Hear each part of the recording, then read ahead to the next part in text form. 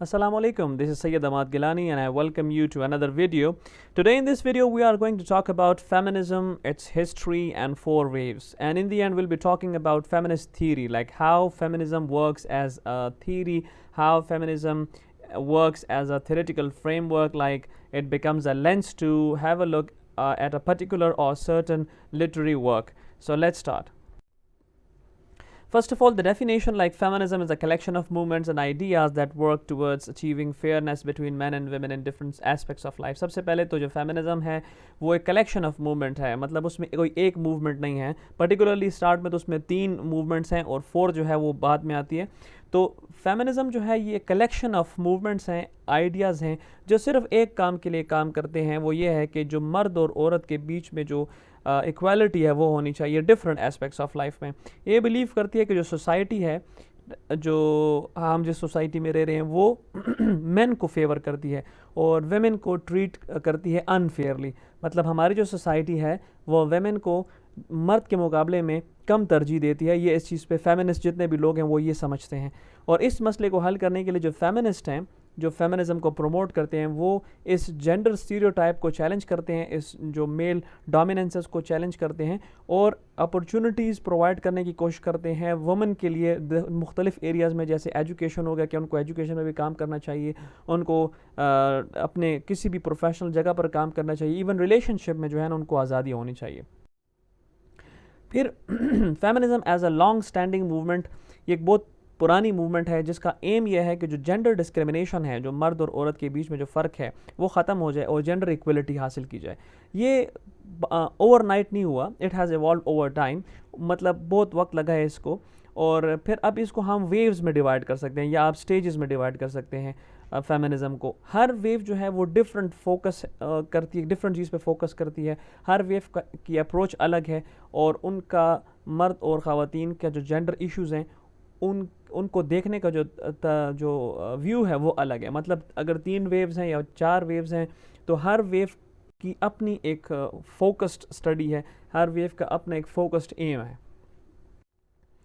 History क्या है इसकी? एक जो है राइटर थी मैरी वॉल्स्टनक्रॉफ्ट, उसने एक बुक लिखी थी a vindication of the rights of women. उसने लिखी थी 1792 में और ये कहा जाता है कि ये फाउंडर ऑफ फेमिनिज्म है जो मैरी वॉल्स्टनक्रॉफ्ट है, क्योंकि इसमें ये आर्ग्यू करती है जो क्लास है और प्राइवेट प्रॉपर्टी है ये ही एक बेसिक चीज़ है डिस्क्रिमिनेशन की अगेंस्ट वुमेन. मतलब औरतों को कहाँ पर हम पीछे करते हैं जब वो बात आती है क्लास की और जब बात आती है प्राइवेट प्रॉपर्टी की. और जो वुमेन है वो भी उतने ही इक्वल राइट्स उसको चाहिए या उसकी वो उसको ज़रूरत है जितने के मैन को होते हैं. फिर उसके बाद एक और हमारे पास सोशलिस्ट फ़िलासफ़र है, फ्रेंच फ़िलासफ़र है चार्ल्स फोरियर. अब चार्ल्स फोरियर वो बंदा है जिसने ये फेमिनिज़म की जो टर्म है इसको कॉइन किया था 1837 में. तो ये 2 जो कैरेक्टर्स हैं ये काफ़ी इंपॉर्टेंट रहे. Then numerous feminist movements. अब बहुत सी फेमिनिस्ट मूवमेंट्स कौन कौन सी हैं? सबसे पहले तो like various feminist movements and ideas have emerged and each with their own perspective. मैंने जैसे बताया कि हर मूवमेंट का अपना एक पर्सपेक्टिव है, हर मूवमेंट का अपना एक गोल है. तो one of the earliest movements known as first wave. अब सबसे पहले अगर हम इनको वेव्स में डिवाइड करें, जो फर्स्ट वेव आती है उसको लिबरल फेमिनिज्म कहा जाता है. क्यों उसको लिबरल फेमिनिज्म कहा जाता है? क्योंकि उसका फोकस सिर्फ एक चीज़ पे था कि उन औरतों को पॉलिटिकल और लीगल इक्वालिटी मिले. मतलब जो सबसे पहले उनको वोट का हक चाहिए था, सफरेज जिसको कहा जाता है, वो उनको इसी फर्स्ट वेव के बाद मिला था कि औरतों को भी ये आज़ादी होनी चाहिए कि वो पॉलिटिक्स में हिस्सा लें, वो पॉलिटिकल जो उनकी उस वक्त की जितनी भी इन्वायरमेंट थी उसमें हिस्सा लें, वो उनको वोट देने का हक होना चाहिए. तो इसलिए इसको लिबरल फेमिनिज्म कहा जाता है कि वो पॉलिटिकल और लीगल इक्वालिटी चाहती थी कि उसमें और कुछ रिफॉर्म्स की जाएं उस वक्त की एग्जिस्टिंग पॉलिटिकल उसमें सिस्टम में और उसी डेमोक्रेटिक सिस्टम के अंदर. इसके अलावा दूसरी मूवमेंट जो है इसी फर्स्ट वेव में ही आती है, वो ये थी कि वो लेबर बेस्ड मूवमेंट थी. लेबर बेस्ड मूवमेंट ये थी कि उसमें सोशलिस्ट क्लास थी, जैसे कि उसको मार्क्सिस्ट फेमिनिज्म कहा जाता है.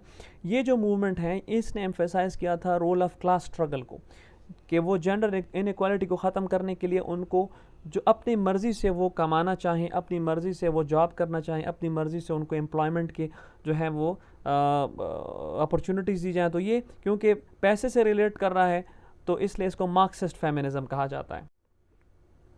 अब एक और इसमें आता है जो कि रेडिकल फेमिनिज्म है, यहाँ पे आप देख सकते हैं। तो 1960 से लेके दो बड़ी सिग्निफिकेंट ब्रांचेस हैं हमारे फेमिनिज्म की, वो सामने आई हैं, एक लिबरल और एक सोशलिस्ट, जिसकी अभी हमने बात की। तीसरी इसमें ये है रेडिकल फेमिनिज्म। अब जो radical, as the name suggest, radical means बहुत ही एक्सट्रीम लेवल की फेमिनिज्म है। इसमें ये करते हैं, ये चाहते हैं कि जो मौजूदा वो है, अच्छा ये जो रेडिकल फेमिनिज्म है ये सेकंड वेव में आ जाती है, ठीक है। पहली वेव में जो है लिबरल आती है और उसके साथ जो है सोशलिस्ट आती है। अब ये इसमें जो सेकंड वेव में आती है वो रेडिकल फेमिनिज्म आती है, और रेडिकल फेमिनिज्म ये एडवोकेट करता है कि जितने भी फंडामेंटल ट्रांसफॉर्मेशन है सोसाइटी की, वो उसको रिवाइव किया जाए ताकि जो मेल डोमिनेंस है सोसाइटी में वो बिल्कुल ख़त्म हो जाए, बिल्कुल मेल डोमिनेंस ख़त्म हो जाए एक तरह से। ये चैलेंज करती है और चैलेंज करने के साथ डिसमेंटल करने की कोशिश करती है कि अभी जो मौजूदा स्ट्रक्चर है सोसाइटी का जिसमें मेल जो है वो डोमिनेंट है, तो वो चाहती है, ये जो रेडिकल फेमिनिज्म है ये कहते हैं कि ये सोसाइटी ही ख़त्म हो जानी चाहिए जिसमें मेल की डोमिनेंस हो।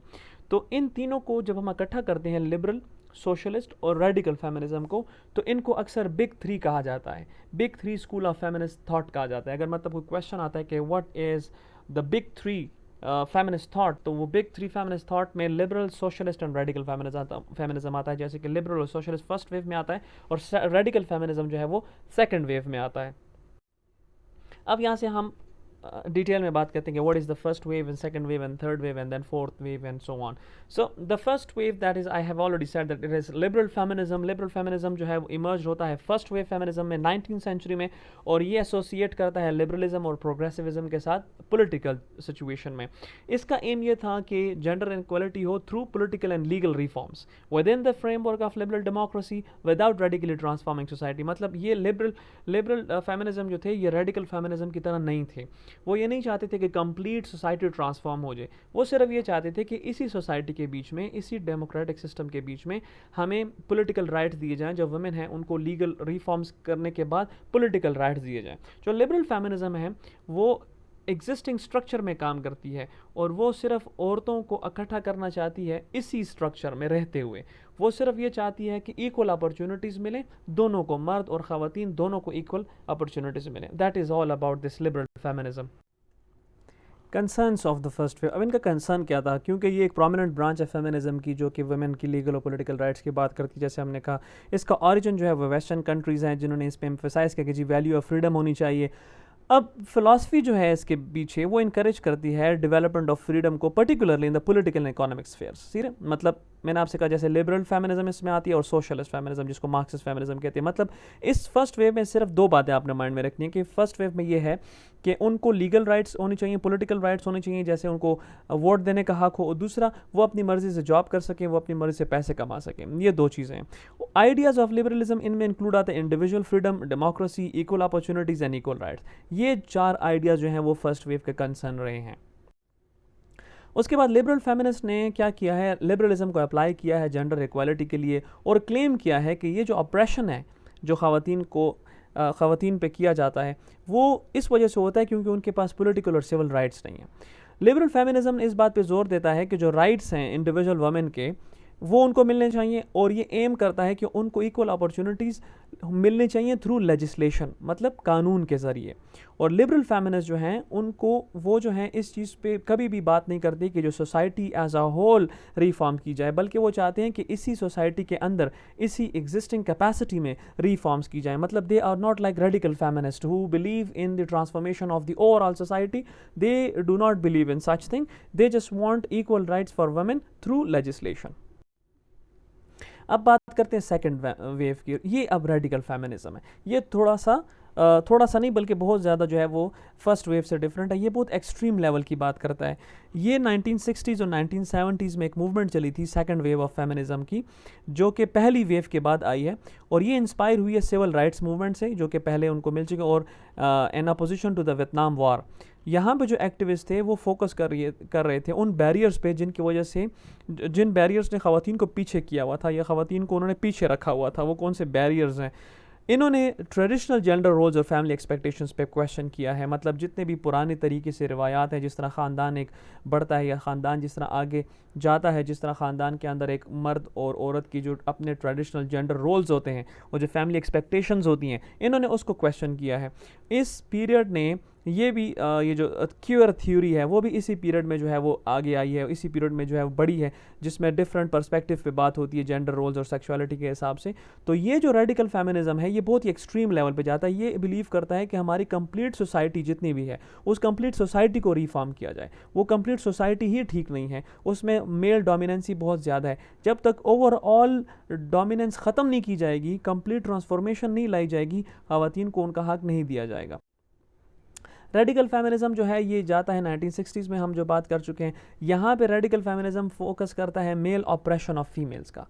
वो कहते हैं कि प्राइवेटली भी और पॉलिटिकली भी जो मेल हैं वो फीमेल पे जो है ना जो है वो जुल्म करते हैं, उनको वो हक नहीं देते, जो हक और जो राइट्स और जो अपॉर्चुनिटीज़ मेल के पास हैं वो फीमेल के पास नहीं है। रेडिकल फेमिनिस्ट ये क्लेम करते हैं कि जो सेंट्रल इशू है, जो मरकज़ी मसला है, जो मरकज़ी नुक्ता है, जो मेन प्रॉब्लम है, जो एप्पल ऑफ डिस्कॉर्ड है, वो क्या है? वो subordination of women by men है कि मर्द जो हैं वो ख़वातीन को हर वक्त जो है वो सप्रेस करते हैं, सबऑर्डिनेट रखते हैं, प्राइवेट में या पॉलिटिकल स्फेयर्स दोनों में। यही एक फसाद की जड़ है, यही एक सेंट्रल इशू है। जब तक ये सबऑर्डिनेशन ख़त्म नहीं होती हर मामले में, तब तक ख़वातीन को उनका हक नहीं मिल सकता। यहाँ पे रेडिकल फेमिनिस्ट ये बिलीव करते हैं कि जो मर्द हैं वो क्या हैं?